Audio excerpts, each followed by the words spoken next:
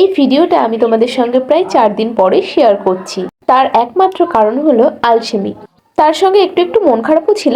যাই হোক, আজকের ভিডিওটা কিন্তু শুরু করেছি সকাল থেকেই, কারণ আমাদের স্কুল মাঠে হচ্ছে আজ ফুটবল খেলা। মা কাকি আমার খেলা বলে তেমন কোনো উৎসাহ নেই, তবে আজকে বাড়িতে অনেক লোকজন আসবে ওই খেলা দেখার জন্যই আর কি, তাই তাদের জন্যই খাওয়া দাওয়ার ব্যবস্থা করতে হবে। কাকি আমাকে বলেছিল মশলাটা করে দিতে, তবে আমার এত ভয় লাগছিল মিক্সারে যে মাকে বললাম তুমি করো।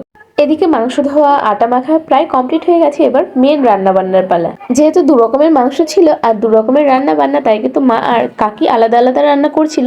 কাকি কিন্তু হাঁসের মাংস আর রুটি করেছে, আর মা ভাত আর মুরগির মাংসর সঙ্গে আরো অন্য খাবারগুলো করেছে। আজ কিন্তু আমার সুনীতি রানী অনেক হেল্প করেছে আমার। সত্যি বলতে সকালের দিকে আমার শরীরটা প্রচন্ড খারাপ করছিল, তাই কিন্তু তেমন একটা হেল্প করতে পারিনি। তবে দুপুরের দিকে একটু সুস্থ লাগছিল, তাই কাকি কটা রুটি বেলে দিলাম। বাড়িতে আজ অনেক কিছুই রান্না হয়েছিল, যেগুলোর মুখে বললাম না, তোমরা দেখে নিও।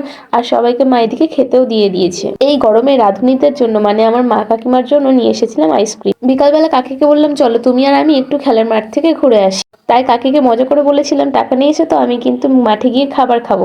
সেই কথা শুনেই কিন্তু দাদু পাশে ছিল, আমাকে 20 টাকা হাতে দিল। প্রথমে আমি টাকাটা নিতে চাইনি, তারপর দেখলাম এর মধ্যে অনেকটা ভালোবাসা আছে, তাই নিয়ে নিলাম। যদিও বা মেলার মাঠে ঘুরতে ঘুরতে আমার সঙ্গে দাদুর আবার দেখা হয়েছিল, আমাকে আবার টাকা দিতে গেছিল, তো আমি নিইনি সেটা। খেলার মাঠে ঢুকে বোঝার উপায় নেই যে এটা খেলার মাঠ নাকি মেলার মাঠ। মেলার মাঠের থেকে কোনো অংশে কম ছিল না, চারিদিকে কিন্তু দোকানপাট দিয়ে ঘেরা।